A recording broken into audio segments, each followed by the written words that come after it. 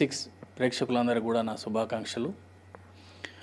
బ్రాహ్మణుల కోసం ఒక ఛానల్ను ఏర్పాటు చేసి ఈరోజు ఆ ఛానల్ దినదిన అభివృద్ధిగా ముందుకు పోతున్నటువంటి క్రమంలో శ్రీకాంత్ గారికి ప్రత్యేకంగా అభినందనలు.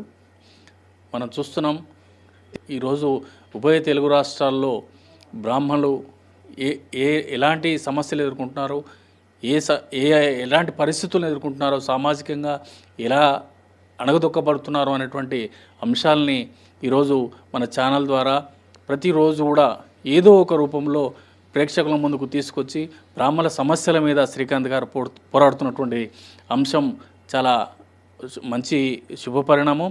వారికి మన బ్రాహ్మణ సమాజం తరపున ప్రత్యేకంగా అభినందనలు తెలపాల్సినటువంటి అవసరం ఉంది.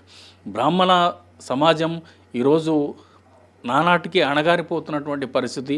ఈరోజు కులాల పరంగా సమాజం విడదీస్తున్నటువంటి సందర్భంలో బ్రాహ్మణుల్ని చులకనగా చూస్తున్నటువంటి పరిస్థితుల్ని మనము ఈరోజు ప్రత్యక్షంగా చూస్తున్నటువంటి సందర్భం ఉంది.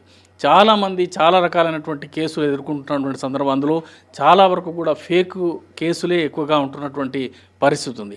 ఆర్థికంగా బ్రాహ్మణులు చాలా వరకు కూడా నిలదొక్కునేటువంటి పరిస్థితి లేదు.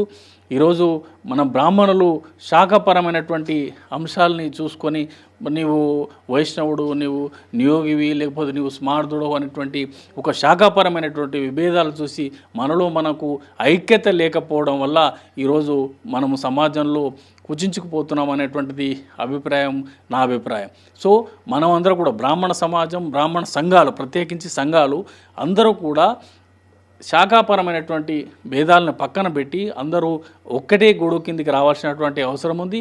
దానికోసం చాలా రకాలుగా కొంతమంది పెద్దలు ప్రయత్నాలు చేస్తున్నటువంటి సందర్భంలో మనము మన ఈగోలను పక్కన పెట్టి మన బ్రాహ్మణ సమాజం కోసం మనం బ్రాహ్మణుడు అంటే ఈరోజు సనాతన ధర్మం బతుకుతుంది అంటే, హిందూ ధర్మం బతుకుతుంది అంటే దానికి ప్రధానమైనటువంటి కారకుడు బ్రాహ్మణుడు.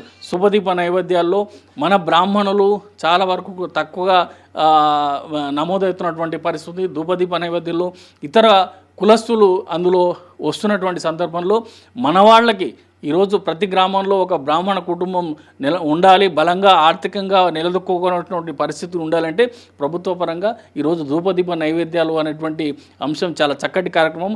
బ్రాహ్మణులు ఈ యొక్క పథకాన్ని సద్వినియోగం చేసుకునే దిశగా ఆలోచన చేయాలి. సద్వినియోగం చేసుకుని ప్రతి గ్రామంలో బ్రాహ్మణ కుటుంబం ఉండే దిశగా బ్రాహ్మణ సంఘాలు ఆలోచన చేయాలి. ఆ దిశగా అడుగులు పడాలని కోరుకుంటూ ఈ సందర్భంగా AB6కు నా ప్రత్యేకంగా ధన్యవాదాలు తెలియజేస్తున్నాను.